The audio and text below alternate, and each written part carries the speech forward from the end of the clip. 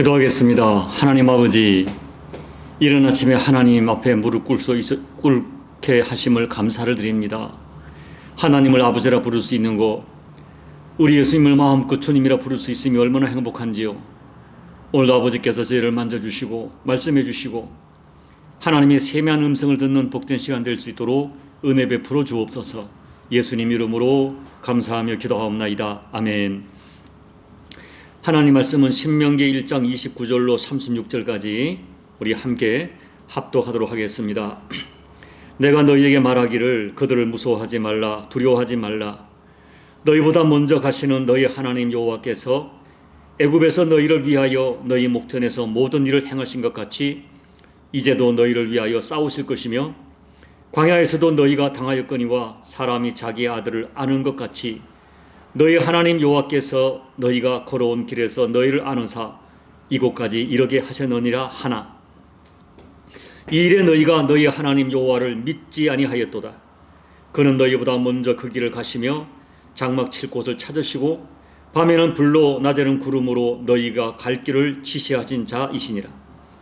여호와께서 너희의 말소리를 들으시고 노하사 맹사에 이르시되 이 악한 세대 사람들 중에는 내가 그들의 조상에게 주기로 맹세한 좋은 땅을 볼 자가 하나도 없으리라.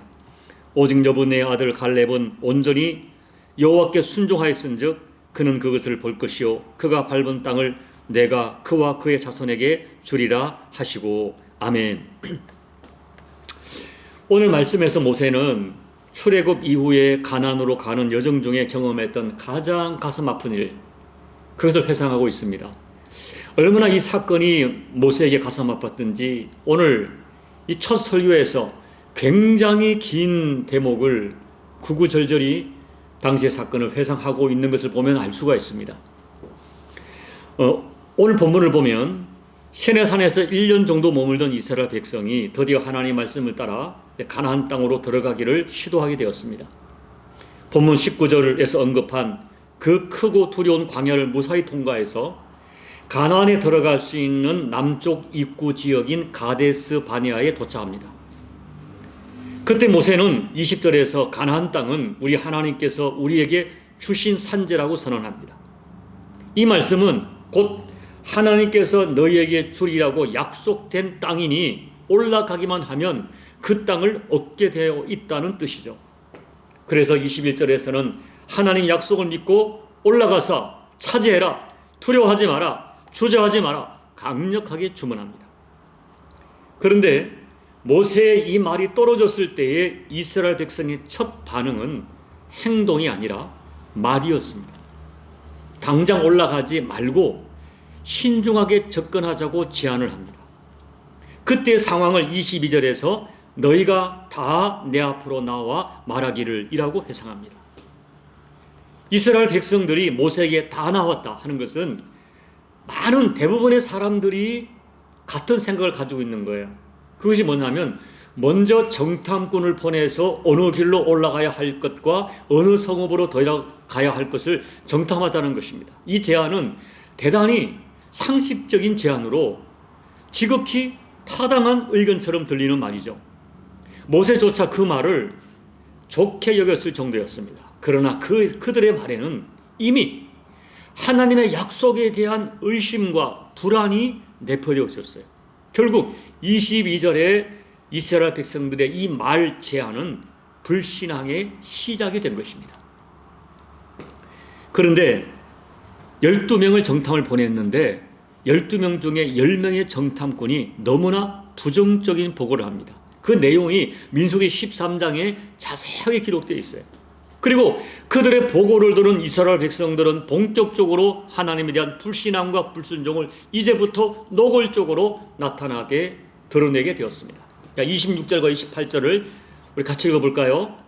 그러나 너희가 올라가기를 원하지 아니하고 너희 하나님 여호와의 명령을 거역하여 장막 중에서 원망하여 이르기를 여호와께서 우리를 미워하심으로 아모리 족속의 손에 넘겨 멸하시려고 우리를 애굽 땅에서 인도하여 내쳤도다. 우리가 어디로 가랴?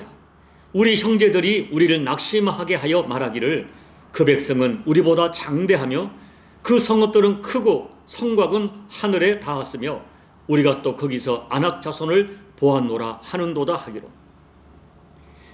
우리가 민수기 13장을 보면 12명의 정탐꾼 모두가 가나안 땅의 풍요로움을 인정합니다. 그러나 그 땅을 인정하면서도 10명의 정탐꾼은 우리는 가나안 땅에 들어가지 못하리라. 왜냐하면 그들의 성곽과 성벽은 너무 견고하고 그 땅의 백성들은 우리보다 장대하다. 우리는 그들에게 앞에서 메뚜기처럼 보였다라고 이야기합니다. 그리고 그 땅은 결국 우리를 삼키는 땅이 될 것이라고 악평합니다.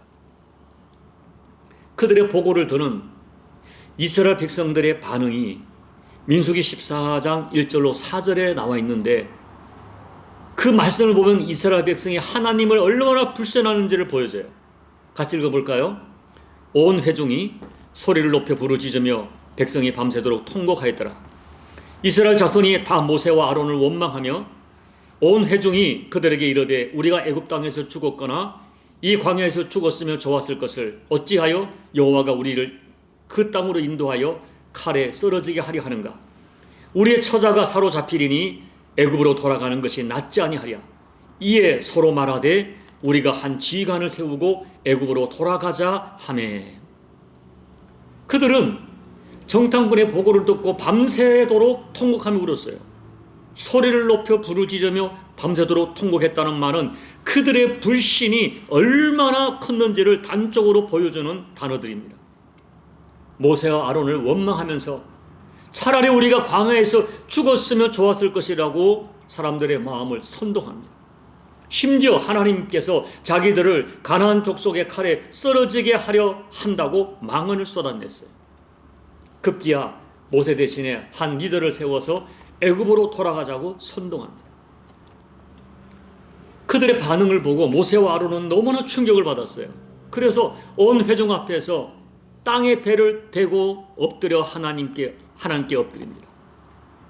정탐꾼이었던 긍정적인 보고를 했던 여호수아와 갈렙도 옷을 찢으면서 회중에게 말하기를 제발 여호와를 거역하지 말자. 그 땅 백성을 두려워하지 말자. 그들은 우리의 밥이다. 하나님이 함께 하신다 라고 간청하지만 이번에는 백성들이 여호수아와 갈렙까지 돌로 치려고 합니다.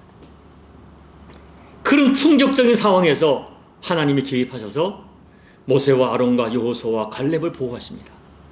그리고 진노하시면서 이 백성이 나를 멸시한다고 하시고 이 백성을 즉시 진멸하겠다고 선언하십니다. 그러자 모세가 다시 엎드려 간곡하게 하나님의 진노를 거둬달라고 간청합니다.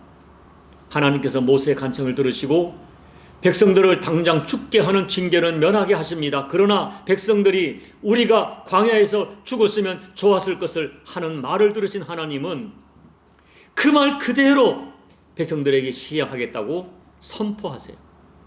민수기 14장 28절 내 삶을 가르쳐 맹세하노라. 너희 말이 내게 들린 그대로 내가 너희에게 행하리니. 오늘 모세는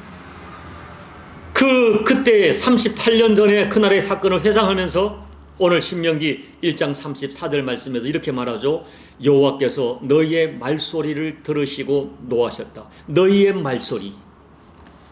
그날 하나님은 이스라엘 백성의 말소리만 들은 것이 아니라 그 말소리에 담겨있는 그들의 불신, 그들의 마음을 다 들으신 거예요.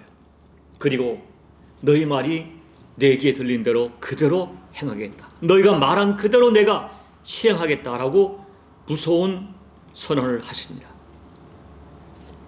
여러분, 하나님은 오늘 우리가 하는 말도 정확하게 다 듣고 계세요. 우리 기도를 다 들으시고 찬양도 들으시고 감사도 들으시고 불평과 원망을 다 들으십니다. 그리고 그 말들에 담긴 우리의 마음도 다 헤아리십니다. 여러분 혹시 이렇게 말할 수 있어요? 사람이 화가 나면 감정적으로 무슨 말을 못하는가? 그럴 수 있지 라고 쉽게 넘어가서는 안 됩니다. 그날 이스라엘 백성들이 광야에서 죽었으면 좋아할 것을 라고 한 말이 그들이 정말 죽고 싶어서 한 말일까요? 아니에요. 살고 싶다는 것입니다. 그러나 그들은 1차적으로 하나님을 불신하는 마음에서 그 말을 쏟았기 때문에 하나님이 다 들으시고 그 말대로 행하시겠다는 징계를 선포하십니다. 하나님께서는 그날 가나안 땅을 악평하여 백성들을 절망으로 선동했던 10명의 정탐꾼은 즉시 재앙으로 죽게 하셨고, 하나님을 불신해서 애굽으로 돌아가자던 백성들 한 사람도 가나안에 들어가지 못하고 38년을 광야에서 방황하다가 전부 죽고 말았습니다. 여러분 꼭 기억하십시오. 불평과 비방을 앞장서서 조장하고 선동하는 사람은 하나님께서 구별하여 징계하십니다. 그러나 믿음의 고백을 드린 두 사람 여호수아와 갈렙에게는 약속대로 가나안의 축복을 허락해 주셨습니다. 여러분, 오늘 우리 진지하게 여러분 주변을 한번 살펴보세요. 말이 거친 사람 중에 부드러운 삶을 살고 있는 사람이 있습니까?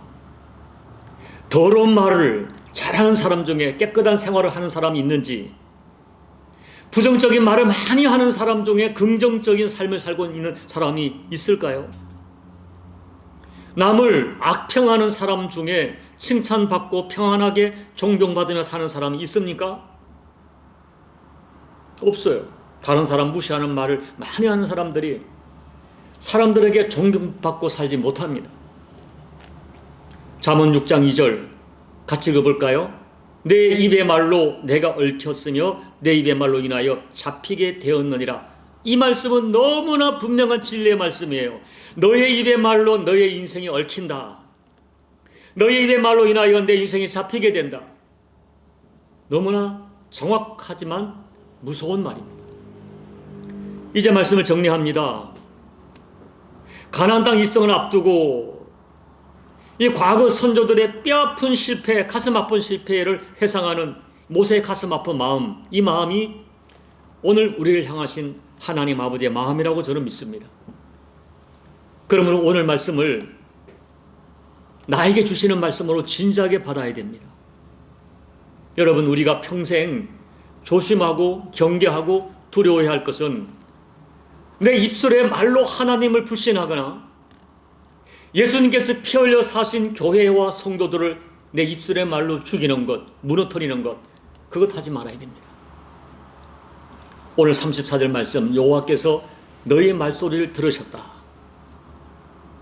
이 말을 여러분 진지하게 받아야 할 진리의 말씀입니다. 민수기 14장 28절 너희 말이 내게 들린 대로 내가 너에게 행하리라 하는 말씀도 우리가 진지하게 받아야 할 진리의 말씀입니다.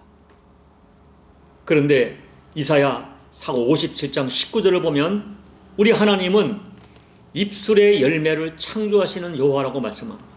내 입술이 아름답고 복되고 선하고 의롭게 사용될 때 그 또한 하나님께서 우리 입술의 열매를 입술의 언어를 열매로 창조해 주십니다. 하나님은 우리가 말한 대로 열매를 창조하십니다. 오늘 말씀을 깊이 묵상하면서 소망하기는 여러분의 입술의 말로 무너지는 인생이 아니라 입술의 말로 나와 내 가정과 교회를 세워가고 복되게 만들어가는 저와 여러분 꼭 되시기를 예수님 이름으로 축복합니다. 아멘. 우리 찬송가 543장을 찬양하겠습니다. 어려운 일 당할 때 나의 믿음 적으나 의지하는 내 주를 더욱 의지합니다. 세월 지나갈수록 의지할 것뿐일세. 무슨 일을 당해도 예수 의지합니다. 성령께서 내 마음 밝히 비춰 주시니 인도하심 따라서 주만 의지합니다. 세월 지나갈수록 의지할 것뿐일세. 무슨 일을 당해도 예수 의지합니다. 밝을 때의 노래와 어두울 때의 기도로 위태할 때 도움을 주께 간구합니다. 세월 지나갈수록 의지할 것뿐일세. 무슨 일을 당해도 예수 의지합니다. 생명 있을 동안에 예수 의지합니다. 천국 올라가도록 의지할 것뿐일세. 세월 지나갈수록 의지할 것뿐일세. 무슨 일을 당해도 예수 의지합니다. 하나님 아버지, 무슨 일을 당해도 예수님 의지합니다. 무슨 일을 당해도 아버지 하나님 붙들겠습니다. 이스라엘 백성들처럼 하나님, 내 입술로 범죄하지 않도록 도와주십시오. 내 입술로 아버지의 마음을 아프게 해드리고, 하나님, 주께서 피 흘려 사신 내 사랑하는 가족들, 교회 공동체 허무는 저희를 되지 않도록 도와주십시오. 하나님, 우리 입술이 부정하게 사용될 때가 너무나 많습니다. 하나님이 내 말씀을 다 들으신다면 얼마나 실망하실까? 오늘 말씀을 통하여 묵상하면서 남은 생에 하나님, 내 입술로 내 인생이 얽히는 인생이 아니라 내 입술의 열매로 아름다운 인생을 창조하는 우리 모두가 될 수 있도록 은혜 베풀어 주옵소서. 예수님 이름으로 간절히 소망하며 기도하옵나이다. 아멘. 여러분, 오늘 말씀을 듣고 생각하십시오. 하나님이 내 말을 다 들으신다면 어쩌실까요? 우리 내 입술의 언어로 내 인생이 얽히게 된다는 이 진실의 말씀 기억하시고, 내 말소리를 들으시는 하나님을 꼭 기억하시고, 하나님, 내 입술에 파수꾼을 세워주십시오. 이 새벽에 간절히 기도하시고, 무슨 일을 당해도 주님 의지하며 살겠습니다. 배신하지 않겠습니다. 의심하지 않겠습니다. 여러분, 말씀을 꼭 간절히 기도하시기 바랍니다. 우리는 나무 십자가 교회에 기도해 주시고, 또 나라와 민족과 열방과 여러분 주변에 고통하는 누군가를 위해 기도해 주시고, 여러분 각자의 개인 기도 예배를 마무리하시고 돌아가시기 바랍니다. 기도하겠습니다. 하나님 아버지, 오늘 우리가 아버지 앞에 엎드려 간절히 구합니다. 아버지 하나님, 우리에게 지혜를 허락해 주십시오. 오늘 말씀을 통해 주신 지혜를 가지고 우리가 하나님 아버지 어쩔 수 없이 갈등하고 분쟁할 수밖에 없는 한계 속에 살아가지만, 그때마다 하나님 마음과 하나님 말씀을 적용하여서 모든 갈등과 분쟁을 잘 해결할 수 있는 우리 가정과 교회 공동체와 내가 맺고 있는 인간관계가 될 수 있도록 도와주옵소서. 모든 갈등의 해결은 아버지께 속해 있고 하나님의 마음과 하나님의 법으로 해결할 수 있는 지혜를 허락해 주시고, 사람을 공정하게 대하게 도와주시고, 외모로 취하지 않게 도와주시고, 아버지 하나님, 우리가 모든 것들을 하나님께도 원하시는 것이 무엇인가 분별하여 아버지 내게 주신 하나님의 법으로, 아버지 마음으로, 주님의 사랑으로 모든 분쟁을 해결할 수 있는 지혜가 우리에게 있게 도와주셔서 우리 사랑하는 교우들의 가정과 우리 교회 공동체와 내가 맺고 있는 모든 인원과의 현장에서 하나님이 기뻐하시는 평안과 아버지 아름다운 이를 참 인간관계 아름다움이 우리에게 허락되는 은혜가 될 수 있도록 하나님 도와 주시옵소서. 오늘도 엎드려 간구하는 교우들의 간구, 아버지 은혜가 필요합니다. 아버지가 지혜가 필요합니다. 먼저 우리에게 지혜를 내어 주십시오. 너희가 지혜가 부족하거든 구해 주시고 꾸짖지 않는 하나님께 구하라 마침하여 싸우니 지혜를 구할 때 하늘에 지혜를 주시고 순간순간 말씀에 생각나게 도와주셔서 그 말씀을 아름답게 적용하다가 하나님의 은혜를 놀랍고 아름답게 체험하는 우리 모두가 될 수 있도록 아버지 하나님 은혜 베풀어 주시옵소서. 이날도 함께 하실 주님을 찬양합니다. 이날도 주가 주님으로 승리하도록 아버지 하나님 은혜 베풀어 주시옵소서.